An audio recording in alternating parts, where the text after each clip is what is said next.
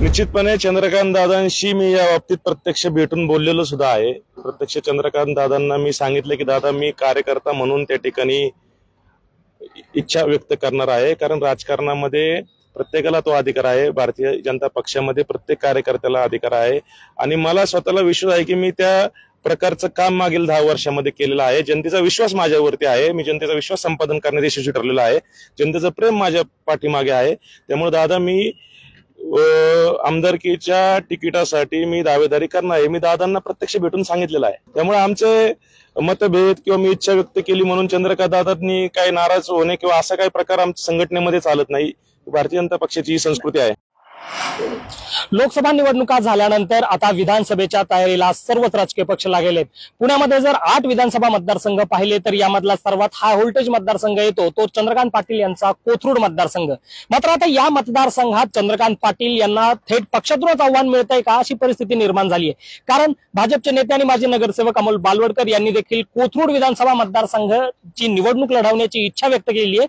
स्वतः अमोल बालवडकर माझ्यासोबत आहेत, मी त्यांच्याकडे जाणार आहे कारण पक्षाच्या पहिल्या फळीतल्या नेता या ठिकाणी आमदार असतानाही त्यांनी इच्छा व्यक्त केली आहे, त्यामुळे अधिक महत्व यांच्या या दाव्याला येत आहे। अमोलजी, तुम्ही कोथरूड मधून निवडणूक लढवण्याची इच्छा जाहीर केली आहे, त्यामध्ये तुमच्या पक्षातील पहिल्या फळीचे नेते चंद्रकांत पाटील आमदार आहेत आणि ते मंत्री आहेत। हो, पण भारतीय जनता पक्षामध्ये आणि इतर पक्षामध्ये हाच फरक आहे की भारतीय जनता पक्षामध्ये कार्यकर्त्याला कायमच संधी मिळते आणि संघटनात्मक काम करणारा पक्ष आहे। त्यामुळे येणाऱ्या काळामध्ये एक कार्यकर्ता म्हणून मला असं वाटतं की पक्ष मला मागील 10 वर्षामध्ये मी जे काही काम केलंय संघटनात्मक केलेलं आहे, या भागामध्ये नगरसेवक म्हणून केलेलं आहे, सामाजिक कार्य म्हणून केलेलं आहे, पक्षाचे विविध उपक्रम क्रमांक 1 ने मी राबवलेला आहे। त्यामध्ये मग पक्षाची सदस्य नोंदणी मी 2014ला 50,000 पेक्षा जास्त सदस्य नोंदणी केली। ते आजपर्यंत महाराष्ट्र शासनाची लाडकी मुख्यमंत्री लाडकी बहीण योजना ही 10,000 महिलांपर्यंत भगिनींपर्यंत पोहोचवण्याचा उपक्रम मी केलेला आहे। त्यामुळे या 10 वर्षातला माझा आलेख, हा कामाचा आलेख निश्चितपणे चांगला आहे। त्या धर्तीवरती मला अशी अपेक्षा आहे की पक्ष माझा विचार करेल। की पक्ष तुमचा विचार करेल। तुमच्या आणि देवेंद्र फडणवीसांचे संबंध हे सर्वश्रुत आहेत, मात्र चंद्रकांत पाटील हे पहिल्या फळीतले नेते आहेत आणि अशा नेत्याचं तिकीट डावलून तुम्हाला उमेदवारी मिळेल अशी अपेक्षा आहे। बघा, शेवटी हे राजकारण आहे। प्रत्येक कार्यकर्त्याला त्या ठिकाणी राजकारणामध्ये अपेक्षा असतात, जनतेचं प्रेम असतं आणि मला माझ्यावरती जे जनतेचं संपूर्ण परिसरामध्ये मी जे काही काम केलंय, मध्ये आता मुरलीधर अण्णांच्या प्रचारासाठी लोकसभेच्या प्रचारासाठी मी जवळपास 5,000 घरांमध्ये फिरणारा एकमेव कार्यकर्ता आहे। मी वैयक्तिक 5,000 कुटुंबांमध्ये नागरिकांच्या भेटी घेतल्या, त्याच्यामध्ये प्रत्यक्ष मी 20,000 लोकांपर्यंत मी प्रत्यक्ष पोहोचलो।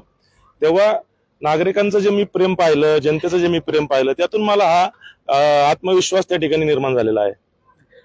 पण आता कोथरूड विधानसभा मतदारसंघ जर पाहिला तर तो या 8 विधानसभा मतदारसंघात सर्वात सेफ मतदारसंघ मानला जातो। त्या ठिकाणून चंद्रकांत पाटील कोल्हापूरमधून इथे येतात, मेधा कुलकर्णींचं तिकीट कापतात आणि त्यांना उमेदवारी मिळते। अशा वेळेस पुन्हा एकदा चंद्रकांत पाटील यांना तिकीट देऊ नये किंवा त्यांना उमेदवारी न मिळता तुम्हाला मिळावी, याचे काय कारण असेल?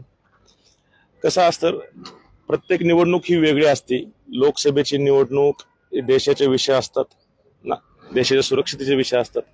विधानसभेचे निवडणुकीचे मुद्दे वेगळे असतात। आता जनता ही सुज्ञ आहे, कारण उमेदवार सुद्धा जनता पाहती।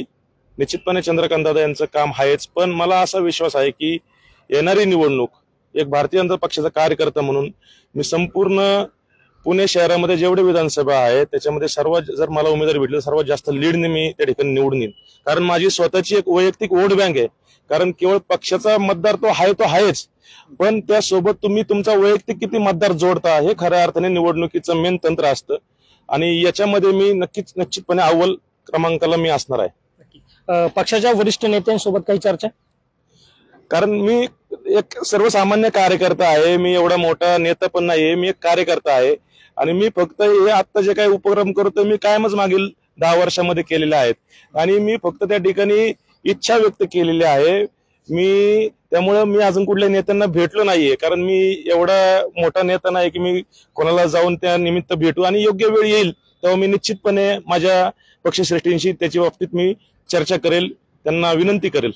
तुम्ही म्हणता इच्छा व्यक्त केली आहे, मात्र रक्षाबंधनचा जो कार्यक्रम झाला त्यामध्ये मोठा प्रतिसाद तुम्हाला मिळाला होता आणि त्या कार्यक्रमातच जाहीररित्या तुम्ही तसं बोलला होता।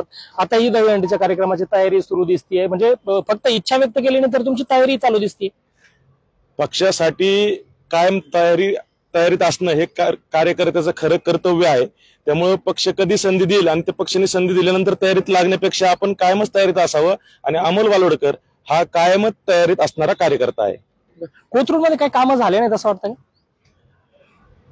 नाही, कामं भारतीय जनता पक्षाच्या माध्यमातून या पुणे शहरामध्ये अनेक नवे नवे प्रकल्प आलेत. मेट्रोचा प्रकल्प तुम्हाला माहिती आहे, दुसरी मेट्रो त्या ठिकाणी आलेली आहे, नदी सुधार सारखा प्रकल्प आहे, स्मार्ट सिटीच्या माध्यमातून प्रकल्प आलेत, चांदणी चौक सारखा प्रकल्प पुणेकरांच्या दृष्टीने खूप महत्वाचा प्रकल्प त्या ठिकाणी आलाय.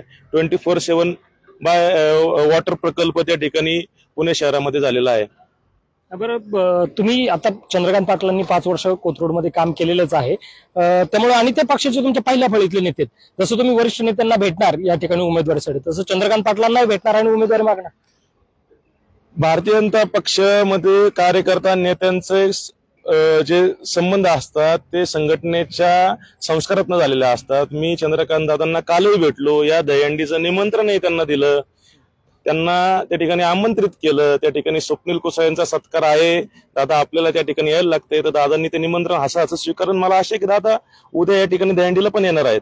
त्यामुळे आमचे मतभेद किंवा मी इच्छा व्यक्त केली म्हणून चंद्रकांत दादांनी काही नाराज होणे किंवा असा काही प्रकार आमच्या संघटनेमध्ये चालत नाही. भारतीय जनता पक्षाची ही संस्कृती आहे. नाही, मतभेद नसतीलही तुमच्यात, मात्र तुम्ही उमेदवारी मागण्यासाठी जे वरिष्ठ नेते आहेत, तसं चंद्रकांत पाटील आमदार जरी असले कोथरूडचे तरी ते एक वरिष्ठ नेते आहेत, पहिल्या फळीतले नेते आहेत. त्यांनाही तुमची दावेदारी, तुमची इच्छा तुम्ही बोलून दाखवणार आहेत का? उमेदवारीसाठी त्यांनाही गारण घालणार आहात? निश्चितपणे चंद्रकांत दादांशी मी या बाबतीत प्रत्यक्ष भेटून बोललेलो सुद्धा आहे. प्रत्यक्ष चंद्रकांत दादांना मी सांगितलं की दादा मी कार्यकर्ता म्हणून त्या ठिकाणी इच्छा व्यक्त करणार आहे, कारण राजकारणामध्ये प्रत्येकाला तो अधिकार आहे. भारतीय जनता पक्षामध्ये प्रत्येक कार्यकर्त्याला अधिकार आहे आणि मला स्वतःला विश्वास आहे की मी त्या प्रकारचं काम मागील 10 वर्षामध्ये केलेलं आहे. जनतेचा विश्वास माझ्यावरती आहे, मी जनतेचा विश्वास संपादन करण्यात यशस्वी ठरलेला आहे. जनतेचं प्रेम माझ्या पाठीमागे आहे. त्यामुळे दादा मी आमदारकीच्या तिकिटासाठी मी दावेदारी करणार आहे. मी दादांना प्रत्यक्ष भेटून सांगितलेलं आहे. मग दादा काय म्हणतात? दादांचं तसं दादांनी माझी पहिली गोष्ट दादांनी मला समजून सांगण्याचा प्रयत्न केला, पण दादांनी ठीक आहे दादा म्हणले तू कार्यकर्ता आहे, तू त्या ठिकाणी इच्छा व्यक्त करू शकतोस. नक्कीच. हे होते भाजप नेते आणि माजी नगरसेवक अमोल बालवडकर. चंद्रकांत पाटील यांच्या कोथरूड विधानसभा मतदारसंघावर चंद्रकांत पाटील यांचा या अर्थाने की ते विद्यमान आमदार त्या ठिकाणी आहेत, त्यांच्या या मतदारसंघावर दावा त्यांनी केलेला आहे आणि याबाबत ते चंद्रकांत पाटील यांच्याशी सुद्धा बोललेले आहेत. त्यामुळे ही जी कोथरूडची लढाई आहे ती इंटरेस्टिंग असणार आहे. नक्की उमेदवारी जाहीर होण्यापूर्वी नक्की उमेदवारी कुणाला मिळणार भाजपमधून यावरनं आता कलह निर्माण होऊ शकतो असं म्हटलं तर वावगं ठरणार नाही. Abhijit Darade, Maharashtra time online, Pune.